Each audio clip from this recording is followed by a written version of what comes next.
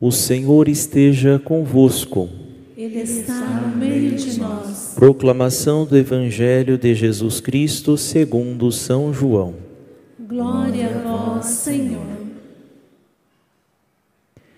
Naquele tempo, João estava de novo com 2 de seus discípulos e, vendo Jesus passar, disse: Eis o Cordeiro de Deus. Ouvindo essas palavras, os 2 discípulos seguiram Jesus. Voltando-se para eles e vendo que o estavam seguindo, Jesus perguntou: O que estáis procurando? Eles disseram: Rabi, que quer dizer mestre, onde moras? Jesus respondeu: Vinde ver. Foram, pois, ver onde ele morava, e nesse dia permaneceram com ele. Era por volta das 4 da tarde. André, irmão de Simão Pedro, era um dos 2 que ouviram as palavras de João e seguiram Jesus. Ele foi encontrar primeiro seu irmão Simão e lhe disse: Encontramos o Messias, que quer dizer Cristo. Então André conduziu Simão a Jesus. Jesus olhou bem para ele e disse: Tu és Simão, filho de João, tu serás chamado Cefas, que quer dizer pedra. Palavra da salvação. Glória a vós, Senhor.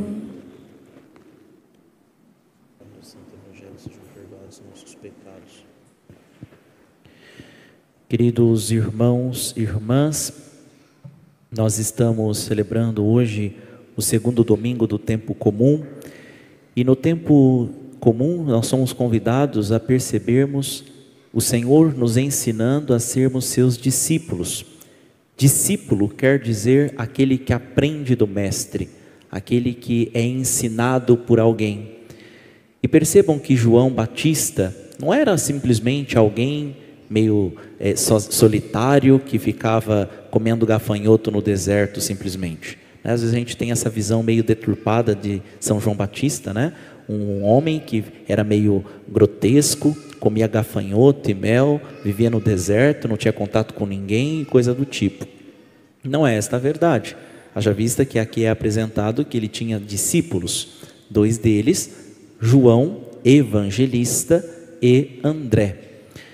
André, muito provavelmente também Pedro, acompanhava em alguns momentos também João Batista, enfim, tinha outros que eram discípulos de João. Isso quer dizer também que André, João, Pedro não eram meramente simplesmente pescadores. Eram sim pescadores, tinham ali uma espécie de sociedade, né, junto com outros apóstolos que depois vieram a ser chamados também por Jesus, mas que nesta ocasião demonstra que, além de eles serem e terem por profissão a pesca, também eles viviam verdadeiramente à espera do Messias. Por quê? Se eles eram discípulos do profeta, aquele que foi anunciado pelos outros profetas, que seria o último, eles estavam escutando do profeta que o Messias viria, que eles deveriam estar preparados, a conversão que deveria brotar dentro de si, a mudança de vida que deveriam empreender nas suas vidas. Ao escutarem todas estas realidades, quando o Batista diz: Eis o Cordeiro de Deus, ele ali diz: olha, a nossa espera acabou, a nossa procura se encerra no dia de hoje. O Messias está diante de nós. Está aquele que é o Cristo, o prometido, aquele que vem para libertar Israel.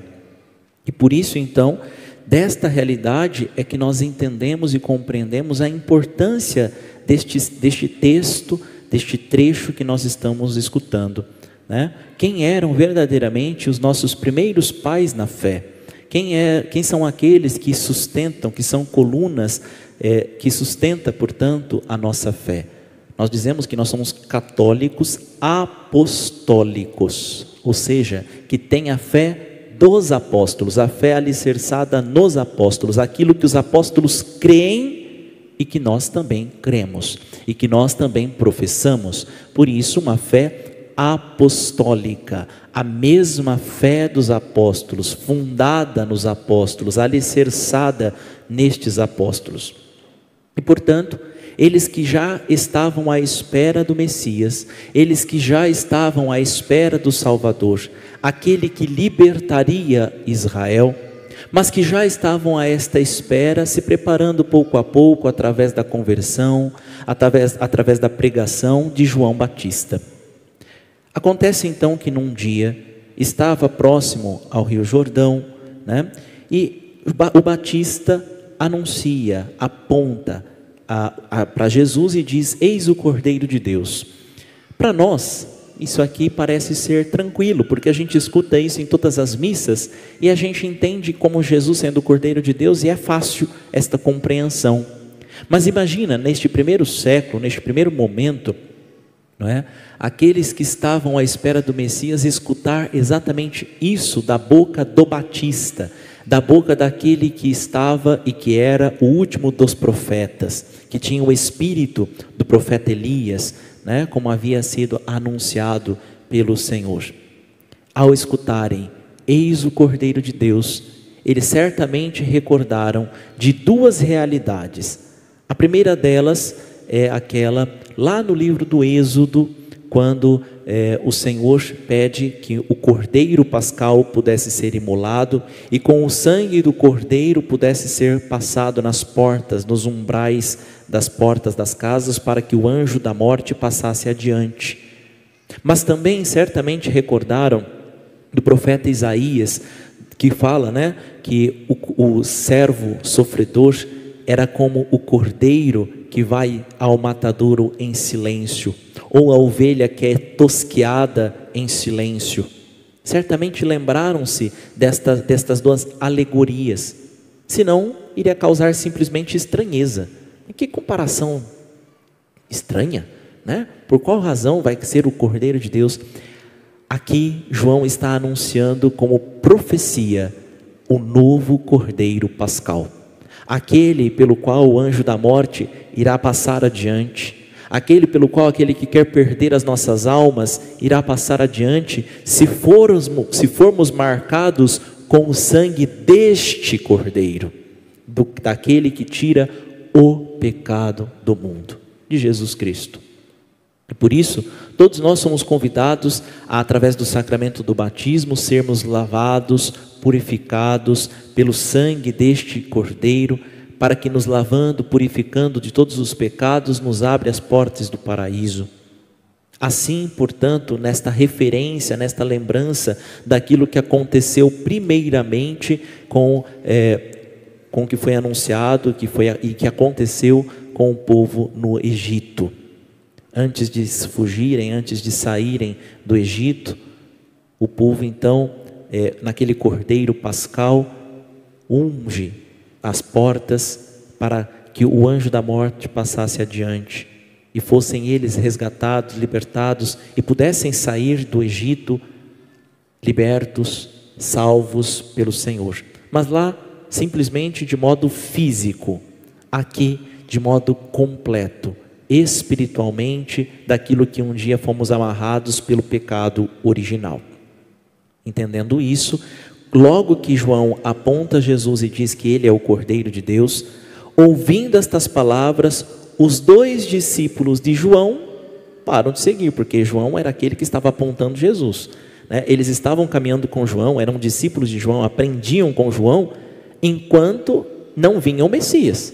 Agora tem o Messias, não tem por qual razão e motivo eu ficar com João Batista, eu ficar escutando simplesmente um sentido de conversão, porque aquele que liberta do pecado é Jesus. Então eles vão até Jesus, né? Começam a ir atrás dele, e Jesus pergunta: o que estáis procurando? Nós este ano vamos meditar e rezar com o evangelista Marcos, mas hoje escutamos o evangelista João. Então todos os domingos quase deste ano nós vamos meditar o evangelista Marcos, mas como é o evangelho mais curtinho que a gente tem, alguns momentos nós vamos vai ser inserido para enriquecer a nossa meditação o evangelista João especialmente. Também outros evangelistas, mas especialmente o evangelista João. E por que a igreja coloca neste primeiro momento exatamente o Evangelho segundo São João, neste ano que somos convidados a meditar o evangelista Marcos? Veja, todo o Evangelho de Marcos, todo ele, o Marcos tenta responder a uma pergunta: quem é Jesus? A quem é este que nós estamos querendo seguir? E aqui percebam, o próprio Senhor está perguntando: o que estáis procurando? O que vocês estão indo atrás? Neste início de ano, que ainda nós estamos, no mês de janeiro, o Senhor pergunta também para mim e para você: o que estáis procurando? Qual é a tua busca neste ano? Qual é a tua procura no correr destes dias, dos próximos dias, das próximas semanas, dos próximos meses? Qual é a tua procura?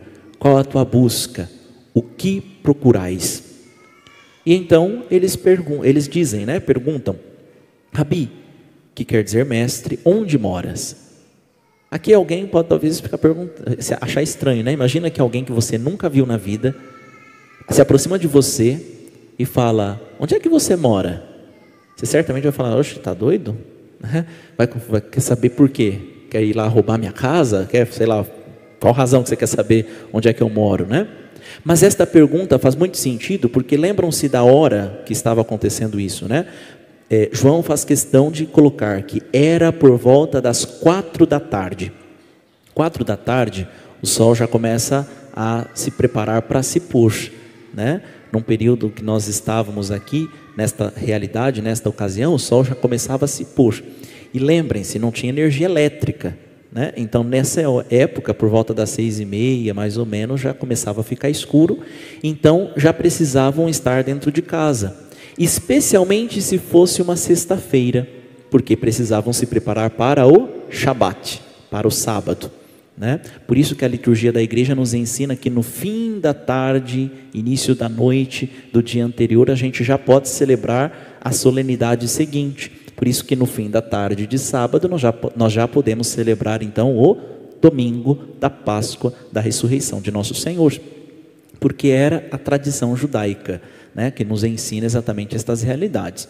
Então, no finzinho deste dia, por volta das 4 da tarde, eles já perguntam: por quê? Se Jesus não morasse por aquela região, então talvez eles convidassem para passar com eles, Então vamos lá para casa, ou então onde o Senhor vai estar, ou coisa assim, Então há esta pergunta, esta preocupação.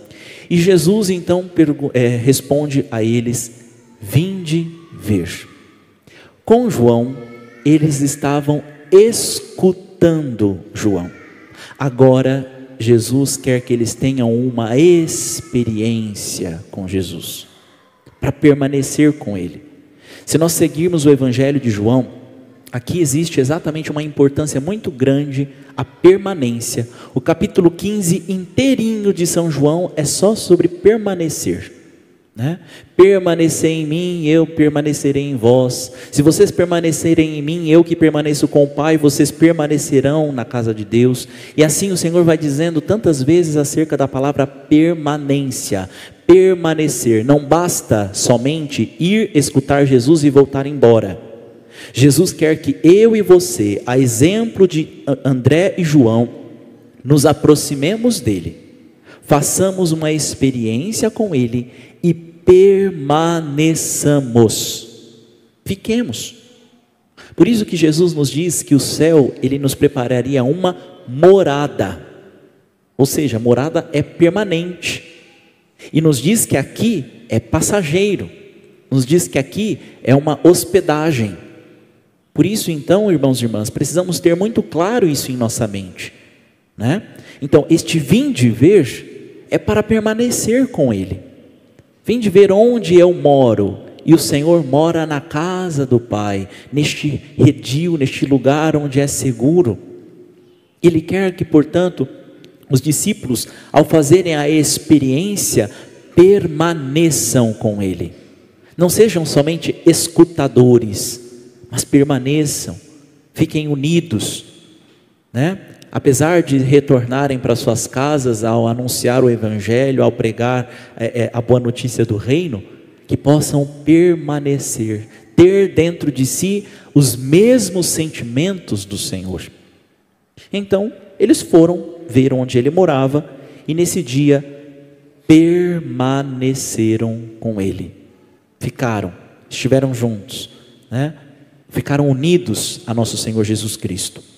Depois dessa realidade, André, irmão de Simão Pedro, era um dos dois que ouviram as palavras de João e seguiram Jesus.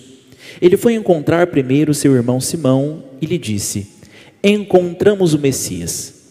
Depois de ter permanecido com Jesus, eu não posso ficar, alheio a esta realidade, não posso ficar guardando só para mim. Irmão, lembra todas aquelas noites mal dormidas que tivemos lá do lado do Rio Jordão, à espera do Messias, daquele que foi anunciado tantas e tantas vezes por João Batista, aquele que a gente está esperando porque escutamos nas profecias, aquele que estamos esperando e buscamos uma conversão sincera, uma penitência concreta dos nossos pecados, mas aquele que liberta Israel, nós o encontramos. Nós encontramos o Cristo, nós encontramos o Messias, o ungido do Pai. Venha ver, venha permanecer com Ele, venha fazer esta experiência com o Messias. E Pedro aceita, Ainda não tinha mudado o seu nome, ainda não tinha trocado o seu nome, ainda era o Simão, e ele vai ao encontro. André então conduz Simão até Jesus. Jesus olhou bem para ele, veja, fitou-o, olhou bem para Simão e diz: tu és Simão, filho de João, tu serás chamado Cefas, hebraico, no aramaico, Cefas, para o português, pedra, ou Pedro, como nós conhecemos no dia de hoje. Exatamente este nome foi imputado a Simão, e às vezes a gente fica se questionando, mas ele recebeu um nome aqui ou foi lá, segundo o evangelista Mateus, diz que foi depois da profissão de fé de Pedro, que Jesus coloca o nome de Simão, A partir de agora, Simão será chamado Cefas, Pedro, e sobre esta pedra edificarei a minha igreja. Parece que tem uma contradição aqui dos evangelhos ou coisa do tipo. Não há uma contradição. Aqui diz o quê? Tu serás chamado Cefas. Lá adiante, mais um pouquinho para frente, depois de você permanecer comigo por um tempo, você receberá não só o nome, mas uma missão de ser pedra. É como se fosse uma profecia de Jesus na vida de Pedro, Uma profecia da parte de nosso Senhor na vida daquele que começaria a ser seu discípulo e que seria o príncipe dos apóstolos, Pedro, aquele que governaria, portanto, a igreja de nosso Senhor Jesus Cristo. É isso que acontece com o evangelho de hoje. E na primeira leitura que nós ouvimos do primeiro livro de Samuel, nós escutamos o chamado de Samuel. E por que nós escutamos isso neste dia, A princípio, qual a relação que tem com o evangelho de hoje? Samuel quer dizer aquele que escuta a Deus, aquele que ouve a Deus, O nome Samuel. E Eli quer dizer meu Deus. Eli quer dizer meu Deus, Então, Eli e Samuel, Eli já com idade avançada, já precisando de auxílios, Talvez para ir ao banheiro, para se cuidar, enfim. E Samuel, jovenzinho de tudo, estava ali para ajudar Eli. E Samuel ainda não tinha feito a experiência com Deus, Ainda no Antigo Testamento, ainda não tinha feito a experiência com Deus. Talvez soubesse, ou tinha escutado alguma coisa, tinha um entendimento, mas ainda não tinha feito esta experiência, nunca tinha escutado a Deus e tudo mais. Mas estava ali para ajudar então a Eli. E ele escuta, no meio da noite, o seu nome sendo chamado: Samuel, Samuel. Ele então vai ao encontro de Eli e pergunta: estou aqui. Aliás, pergunta não, Se coloca em prontidão: estou aqui. E correu ao encontro de Eli. Eli, naquele instante, naquele momento, falou: olha, não te chamei, volta a dormir, meu filho. E isso acontece por mais 2 vezes. Eli, que era um homem de Deus, diz: olha, Samuel, se mais uma vez você for chamado, nem venha ao meu encontro, já se coloque em prontidão, não a mim, mas ao Senhor. Responda: eis-me aqui, Senhor, fala que teu servo escuta. E assim então Samuel volta a dormir e escuta pela 4ª vez: Samuel, Samuel. Ele então se levanta e diz: Senhor, fala que teu servo escuta. Depois dessa realidade, então, Samuel crescia e o Senhor estava com ele. Perceba, o Senhor estava com ele. A permanência. Irmãos e irmãs, neste segundo domingo do tempo comum, se nós colocarmos na ponta do lápis é o primeiro para nós, né? Porque na semana passada celebrávamos a Epifania do Senhor. Nós somos convidados a não sermos somente discípulos, a não só sabermos e escutarmos nosso Senhor Jesus. A gente sabe que Jesus é bom, de que Ele nos convida à santidade, de que Ele nos convida a sermos santos, isso e aquilo, mas a permanecer com Jesus, a estarmos com Ele em todos os instantes, a permitir sermos conduzidos pelo Senhor. E aí, na segunda leitura, que nós ouvimos também da primeira carta de São Paulo aos Coríntios, talvez é uma das cartas mais catequéticas, que ele mais coloca, né, situações de exemplo que nós podemos seguir nosso Senhor. Coríntios, a cidade de Corinto, era uma cidade portuária. E, gente, toda cidade portuária, não sei se vocês sabem, elas têm muitos problemas, né? Especialmente nas dificuldades de imoralidades sexuais, especialmente nesta área. E imagina que Corinto tinha 2 portos. Então, uma situação bem gritante em relação a isso. O tanto de prostíbulos, ainda tinha um templo a uma deusa também da sexualidade, então tinham as sacerdotisas, um rolo de imoralidade sexual gigantesco. Então, quando nós escutamos assim: o corpo não é para a imoralidade, mas para o Senhor, e o Senhor é para o corpo.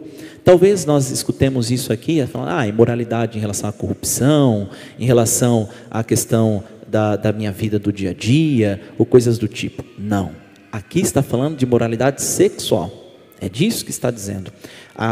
Seria a palavra porneia, né? A imoralidade sexual, que dá origem à palavra pornografia, né? Mas a porneia, é isso que São Paulo está recordando então aos coríntios. Cuidado, queridos irmãos e irmãs, e está dizendo aos coríntios acerca das imoralidades sexuais, porque o corpo foi feito para o Senhor e o Senhor é para o corpo. Só que se a gente olhar um pouquinho antes, alguns versículos antes, nós escutamos ele fazendo algumas comparações. Assim como o esposo é para a esposa é para o esposo, o corpo é para o Senhor e o Senhor é para o corpo. Gente, a grandeza que São Paulo apresenta em relação à teologia do corpo. O corpo é para o Senhor, e ele compara o corpo como templo. Se nós seguirmos um pouquinho mais, vai dizer exatamente isso. Veja: e Deus que ressuscitou o Senhor, nos ressuscitará também a nós pelo seu poder. Porventura ignorais que vossos corpos são membros de Cristo? Quem adere ao Senhor torna-se com Ele um só espírito. Fugi da imoralidade. Em geral, qualquer pecado que uma pessoa venha cometer fica fora do seu corpo, mas o fornicador peca contra o seu próprio corpo. Então, quando nós pecamos em outras áreas, em outras situações, nós pecamos contra Deus, nós pecamos contra as outras pessoas, mas as imoralidades sexuais nós pecamos contra nós mesmos especialmente. Né? Além de pecar contra o outro, além de pecar contra Deus, nós também pecamos contra o próprio corpo, não é? Ou ignorais que o vosso corpo é santuário do Espírito Santo que mora em vós e que vos é dado por Deus? E portanto ignorais também que vós não pertenceis a vós mesmos? Nós não pertencemos a nós, né? O Padre Mário gosta de lembrar exatamente isso, né? Você fala assim, meu corpo, minhas regras e coisa assim. Mostra onde é que está a nota fiscal que você pagou por esse corpo, né? Onde é que está escrito que você quem fez, que você se modelou. É isso que São Paulo está recordando. Ignorais que vós não pertenceis a vós mesmos? De fato fostes comprados, além de termos sido feitos pelo Senhor, fomos comprados por um preço muito alto. Então, glorificai a Deus com o vosso corpo. E aqui ele apresenta não somente uma situação qualquer em relação ao corpo. O corpo, nós somos salvos de modo completo. Às vezes nós desprezamos o corpo como se fosse assim uma espécie de que aprisiona a nossa alma. O corpo é aquilo que aprisiona a nossa alma. Depois que a gente morre lá também o corpo, a gente acaba com isso e está tudo certo. Não, minha gente, no último dia ressuscitaremos corpo e alma. Nós nos dizemos isso inclusive na profissão de fé. Creio na ressurreição da carne. Este corpo vai se tornar um dia imortal. Como isso se dará? Não sei. Como se dará? Não sei, mas essa é a nossa fé. Que este corpo será santificado, ressuscitado, e nós veremos a Deus assim como Ele é, porque nós seremos como Ele. O mesmo corpo que Jesus Cristo, que Ele podia comer peixe, que Ele podia tocar nas pessoas, Ele também passava pela parede. O mesmo corpo. Também é este mesmo corpo que nós também seremos restaurados, restituídos no último dia, né? Seja para a glória, seja para sermos depositados nos infernos. Por isso, também precisamos, portanto, santificar este corpo, que é templo do Espírito. E na época, o contexto que São Paulo está dizendo, o templo, ele é algo muito importante, muito. Percebam lá ainda no livro do Êxodo, do Deuteronômio, enfim, né? Quando o povo estava no deserto e que construíam uma tenda, e sob a tenda ficava a nuvem do Senhor, e o Senhor estava dentro da tenda, a representação da presença de Deus na tenda, no templo. Nós somos este novo templo, nós somos parte do corpo místico de Cristo, e não só parte, o próprio Espírito habita em nós. Esta é a realidade. Santa Elizabeth da Trindade recorda exatamente isso, a inabitação da Trindade, a habitação dentro de nós, e precisamos desejar e preparar todas estas realidades.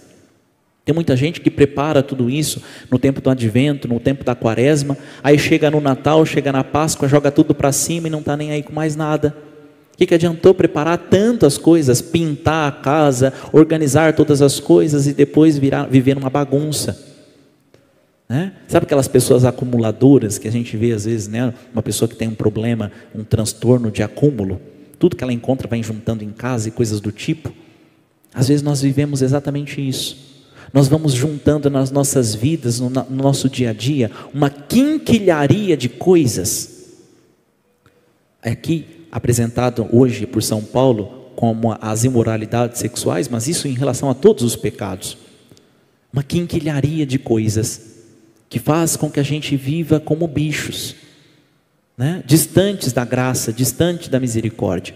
Precisamos exatamente no dia de hoje a graça, a bondade de Deus, para que também tenhamos ouvidos atentos, dóceis a Ele, para que quando o Senhor nos chama, o Senhor nos convida, como chamou Samuel, ou quando alguém que nós seguimos, que nós entendemos, que nos aponta Jesus, eis o Cordeiro de Deus, tenhamos a coragem de seguir Jesus, mas não só seguir, de permanecer com Ele, e ao permanecer, tenhamos verdadeiramente dentro de nós a habitação da Santíssima Trindade e sejamos santificados pela graça do Senhor.